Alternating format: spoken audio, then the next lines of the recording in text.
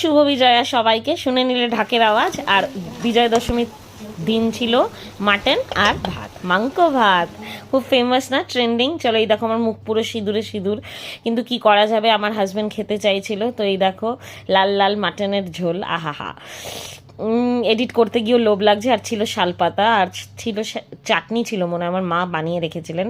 আর এই দেখো, এই একটা নতুন দুধ আমি আবিষ্কার করেছি আমুলের, হয়তো তোমরা অনেকেই খেয়েছো। তারপরে এনেছিলাম সবজি, কেন কি পুজো শেষ, সংসার তো আর শেষ নয়, সংসার তো চলতেই থাকে। এই দেখো আলু, পেঁয়াজ, রাঙালু, শাকালু যা পেরেছি সব নিয়ে চলে এসেছি মার্কেট থেকে। লেবু, কাঁকরোল, আমার কাঁকরোল ভাজা দিয়ে ভাত খেতে দারুণ লাগে।